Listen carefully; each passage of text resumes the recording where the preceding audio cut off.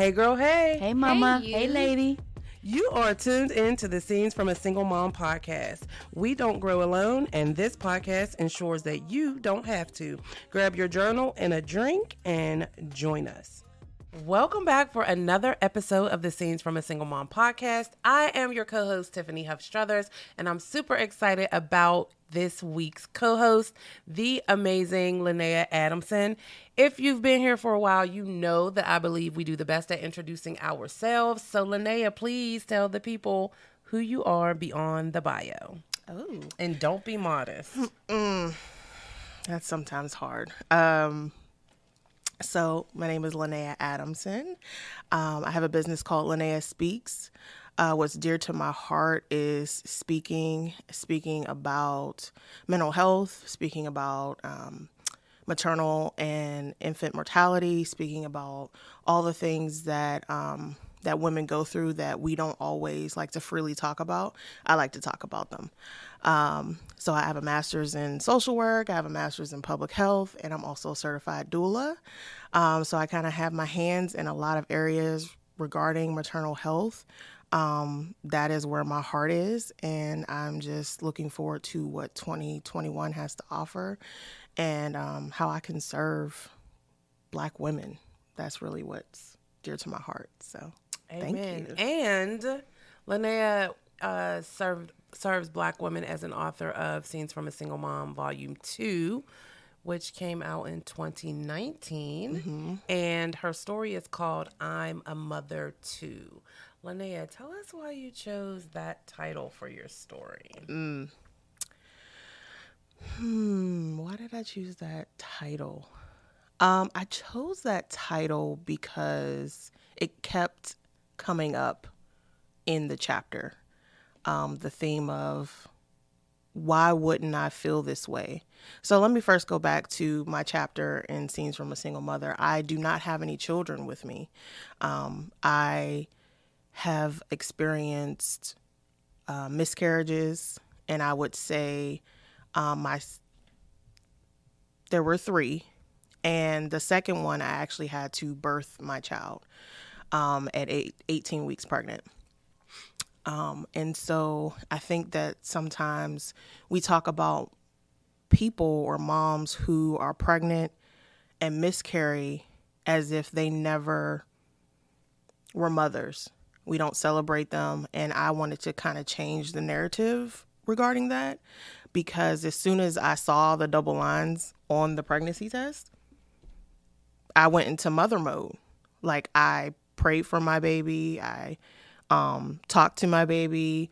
You automatically have, or some people, I had symptoms right away. I always knew that I was pregnant because I would become dizzy. I would change immediately. And so at that moment, I became a mother. And so even though I don't have my children to raise, I still feel that those are my children. And I also believe that my children are just in heaven. I don't have them. God is taking care of them. But it doesn't alleviate the fact that I was pregnant and that those are my babies. And so I just wanted to change the narrative. And that's kind of where the title I'm a Mother Too came from, because I wanted to acknowledge me and acknowledge those women as well.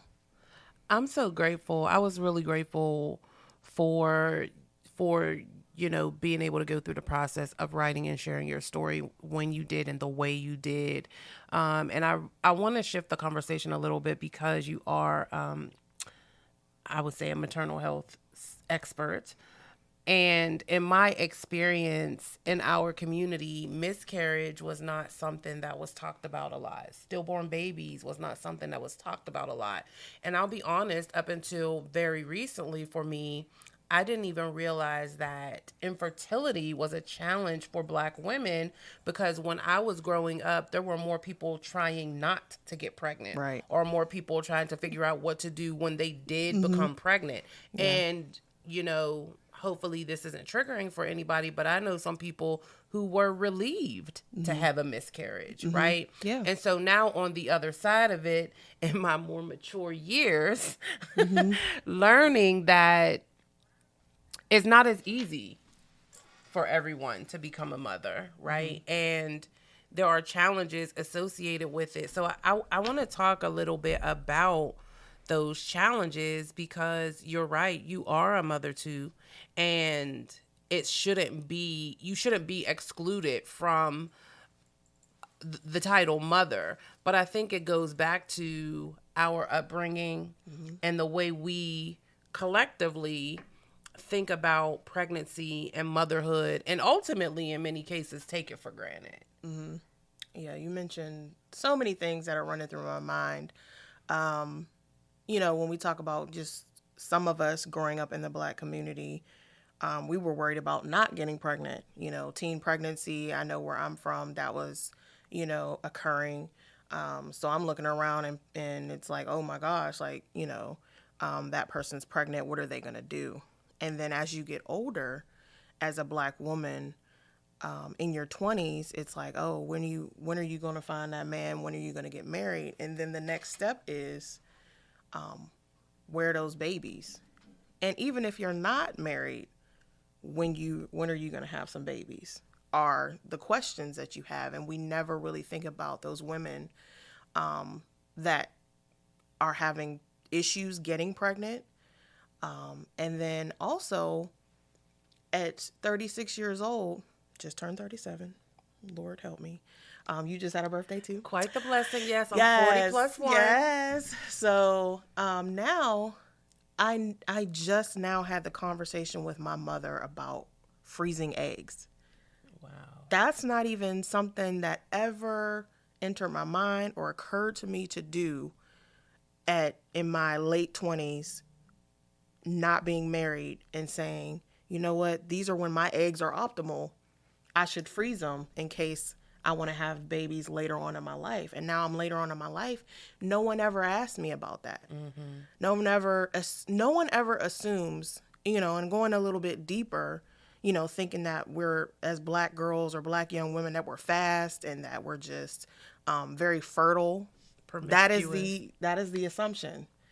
And so to look at us and say, like, no, I'm having trouble. I don't have trouble. As soon as a man touched me, I'm pregnant. But I don't have trouble getting pregnant. I have trouble staying pregnant. We don't think about those aspects because we always see it from a different lens of, it's so easy for Black women to have all these babies. But what about the other the other women that's not? And I feel like they're getting lost.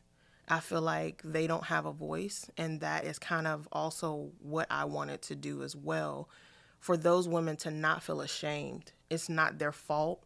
There's nothing that they did wrong, and it's okay. Let's have a conversation about infertility, right, miscarriage, stillbirth. Let's have a conversation about it without the shame being attached to it. And so I know this is a loaded question. But what are some of the reasons that, in your work or in your experience, that women either struggle to get pregnant or stay pregnant? That we might be able to do something about. Mm-hmm. I think some women have irregular periods. Menstrual cycles are not regular. So it's hard for them to get pregnant based on that. Some women, their weight is high, and they might be in like the morbid obesity range. But if you're 150 pounds, they probably say you're obese. But those things do take a toll on your fertility, and then also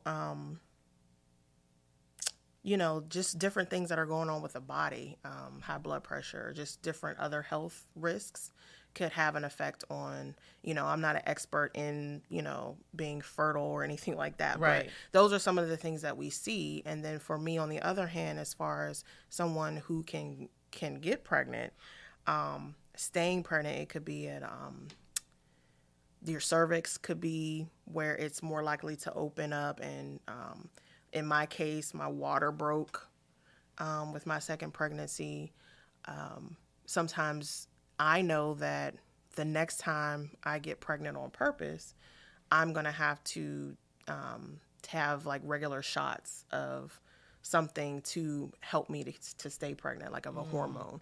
And so sometimes women are fearful of the medical community, or going to the doctor, or going to see their doctor to do preventative care, and don't know that they have options. And so they're having miscarriage after miscarriage and don't know why, when there's tests that they can, do to find out kind of like what might be the reason. And then what's hardest to swallow is when there is no reason.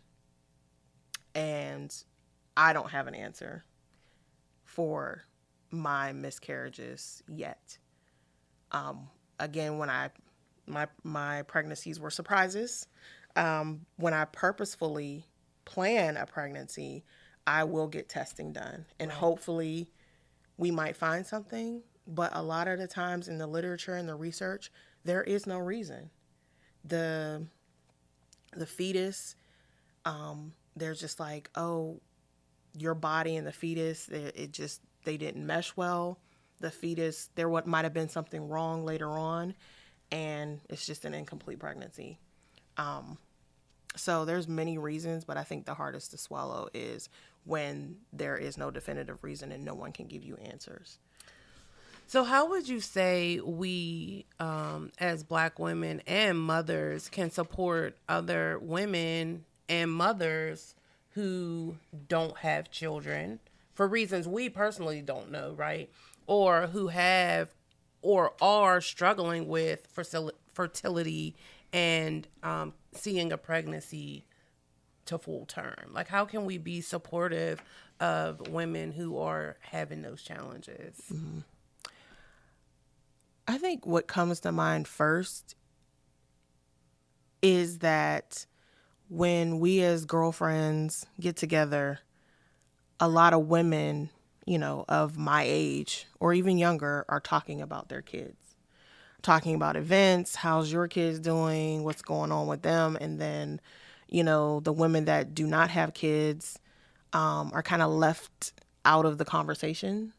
And so bringing different topics into the conversation. And then also, like, how are things going? Would you like to have children? Like, what's going on there? And kind of like, for the women that are single or for the women that don't have children, kind of broadening the topics of conversation when people get together. And then for those closer relationships, like those one-on-one conversations, I think just asking the question, like, how are things going? Would you like to have children? Have you gone to the doctor about it? Like, just having the conversation. I think it's always the key. What I hear you saying, though, is to really reimagine the conversation, and that starts with the question you're asking. So as opposed to, why don't you have kids, or when you going to have a baby, or fill in the blank, those questions can be intrusive and hurtful for someone who is either potentially pregnant and just hasn't said anything because a miscarriage is still an option, or somebody who's trying and just hasn't gotten pregnant. So I definitely like that you gave those other ways to ask the question that wouldn't be, offensive to Like, someone who's struggling. Yeah, like, are you interested in having a baby? Are you interested in having a family? Like, how are you feeling, just in this moment? I think opens up the door for someone to share, like, well, yeah, I have been pregnant before, or, I would like to have children and a family, and it's just been harder than I expected, etc. But what about when it's the flip side? So when you're with your girlfriends and they know you've had miscarriages, or they know you've been trying, and you don't want them to be like, oh, don't talk about the babies because Nea's here, or don't say that, because you don't want it to be awkward, but you do want to be respectful of people's feelings. Like, what should we, as your sisters and your girlfriends, be mindful of in those situations? You know, and I'm asking because I don't think we have these kind of conversations, and too often because we're unaware, we're insensitive, and it leads to, you know, situations and entanglements Yeah. and difficult conversations that could potentially be avoided. Yeah. And I think it's important because, you know, you and I both have the experience that we didn't have these conversations, you know, and that's why I knew your story was so important to tell, because it was fresh perspective for me. And I knew it would be fresh perspective for other people. And also that there would be so many moms who could relate. Right. And it's hard to know. You don't know what you don't know. Right? Like, how many of your friends or even family members didn't know your experience until after the book came out? You know, it was hard. It was really hard. I'm not the most private person, but I'm a pretty private person. I don't just air everything out on social media. So friends and family that are not close to me may have known about like one pregnancy loss, but not 3. And so I think that was the big, like, people didn't know that. But back to your first question of just, what do you say, you know, to someone? And I think that we have to be comfortable with being uncomfortable, and that it doesn't have to be an uncomfortable conversation. Just have the conversation, open up the door. And maybe if it's fresh for me, having the conversation before the group, you know, More intimately. yeah, to say like, hey, like, how are you feeling? You know, I know a lot of us are going to get together later to go out to eat. Like, are there certain things that we shouldn't talk about? Just ask. Right. You know what I mean? Ask that person, like, how are they feeling in this moment? And then if it's not as fresh for some, you know, later on, depending on, because we're all different. Right. Depending on that person, they may be like, you know what, I'm fine. You know, just this particular thing is a trigger for me, but this isn't. Talking about it isn't a trigger, but seeing pictures of babies or watching certain things on television, those are triggers for me. And so just asking that particular person what their triggers are and what kind of, you know, makes them sad or upset, I think is the key.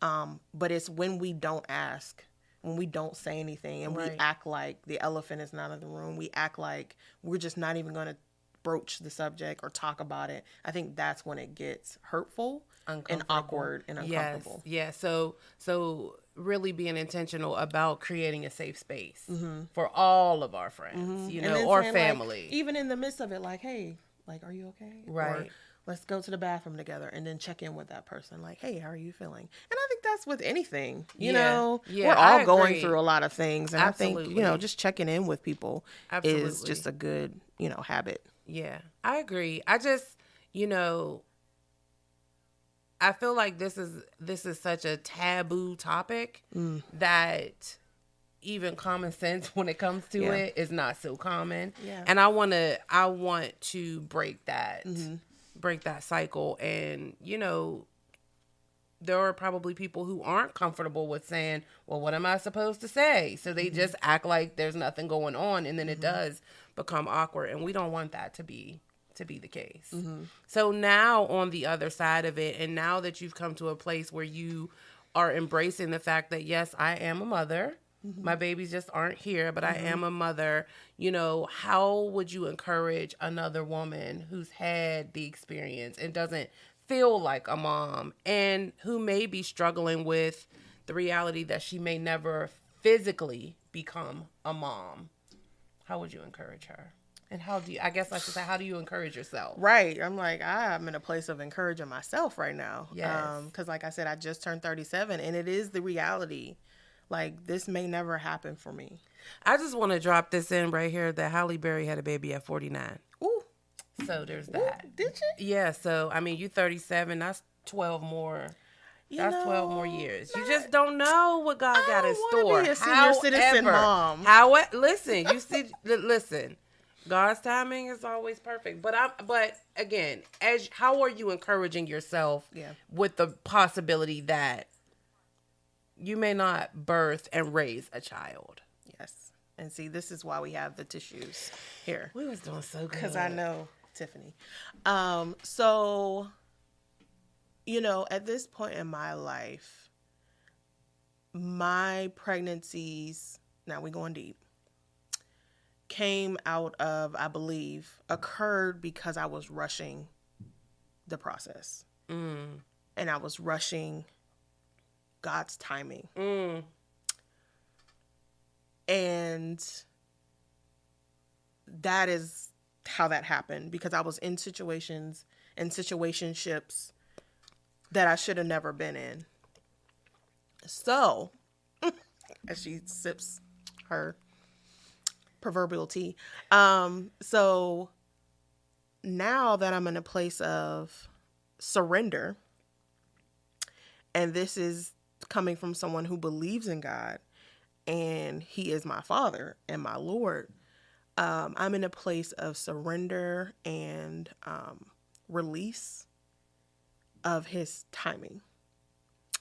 And so a week before I turned 37, I had a hard time, because I wasn't, and this is just me being like, if you don't know anything about me, I just keep it real, because I feel like not enough people do.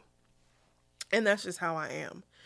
But I feel like I had a hard time, because I had to admit to myself, like, yes, I desire to be content in all things and surrender all, but it hurts to see other people in relationships and see other people getting married and see other people having children or whatever that their desire was, because it is a desire of my heart. Yes. And so it was a hard pill to swallow, like, Lannea, you're turning 37 and these things are not present. But guess what? Feel your feelings, feel the emotions, but you are still going to wait on God. And that is kind of what encourages me. What encourages me and myself is saying, Lord, you got it, because I don't want it if it's not you. Right. I've been, you know what I mean? I've hurt myself. Baby. I don't want to live that life no more. It hurts. You know what I mean? I hurt myself. And so I think encouraging myself to know that God is sovereign. He has my best interest in mind. He loves me, and it is in His timing. And I just believe that. Having that core belief, I think, is what encourages me. And I think to encourage somebody else, get what you need to get to be mentally healthy and to not feel depression and not, just fall into that rut of whatever happened to you. Or if you're not able to, get pregnant or have a baby, or you're not in the place that you are, like, I'm a proponent. I'm a person who's like, go get therapy. Go talk to someone. If you need a therapist, if you need a psychologist, if you need a psychiatrist, if you need a coach, you need a health coach, if you need to go to the doctor and get you some medication, do whatever you need to do to help yourself. Yes. And if that is telling a friend, I am sad that I am not a mother yet. I am sad that I'm not in a relationship. And then just releasing that. Allow yourself to feel that, but don't stay there. Yes. That's just the real of the situation, because I'm not, I desire to be content, but there are still things that are my heart's desire. And so you just have to I put it in God's hands. I agree 100%. And knowing that you have to do what you know is doing your part, right? So take care of yourself in the interim. Get up and get dressed and show up as your best self, and do the things that you know might contribute to whatever God has in store for you down the line, right? And be optimistic, and don't let what hasn't happened consume you. Right? It's possible until it's not possible. And I believe that it's not possible anymore once you leave this earth. So it's possible as long as you're here, whatever it is for you, Right. whether it's having a baby or getting married or whatever else it is that your heart desires. Yes. I wholeheartedly believe it's possible until it's not possible. So, And I think also controlling the things that you can control. yes. It's not in my control right now that I'm not in a relationship and that I'm not pregnant or I don't have my children. Those things are not in my control. So I can't focus on those things. So what I can focus on is following up on what you were saying is what I can do is when the time comes, I can lose some weight. I can get healthy. Right. You know what I mean? And so those are the things that I'm kind of working on now is, okay, when the time comes, when my man comes, I'll be ready. right. Yes. So, you know what I mean? Like, we don't have to waste no time. You know what I mean? My body will be in the place that it needs to be in order to do my part in having a healthy pregnancy. Because that does help. Making sure I'm taking my vitamins, making sure I'm getting, my folic acid. Those are important things that you need to do if you are in a pregnancy, or you're that age of having a baby. And then also working on my finances, working on my budget, being in a place that I need to be in. If I desire to be married, how can I work on myself to be my best self? Focusing on that takes the focus off of the things that I don't have. Right. Is focusing on what can I do in this moment and how can I propel forward to be my best self. Yes. When all these other things are added. That's when right. all these other things come. That's right.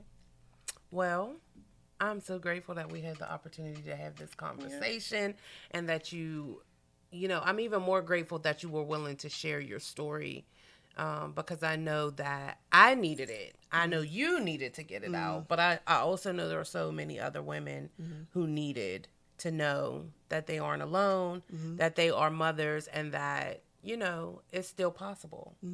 Until it's not possible. So thank you so much for sharing. Yes. And please let the people know where they can find you and Lannea Speaks in the internet streets. That's it. Lannea Speaks at LanneaSpeaks.com. I'm on social media at Lannea Speaks. Lannea for those that don't know how to spell it. And all of the information will be in the show notes. Yes. So awesome. yes. So, all over the internet streets, Lannea Speaks. Lannea Speaks. And today, Lannea has spoken. Ooh. Thank you so very much for being here. And we always end with this truth. We don't grow alone, and this podcast ensures you don't have to. So please share it with someone else so that she does not have to grow alone either. And we will see you next week. Bye.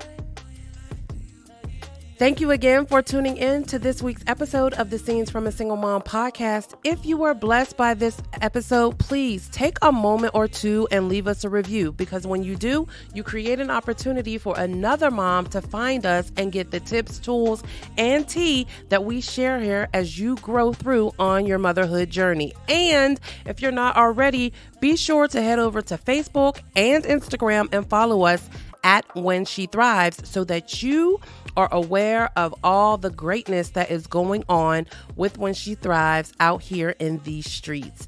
And last but certainly not least, grab your copies of Scenes from a Single Mom, volumes 1 and 2, and of course 3 and 4 are coming soon.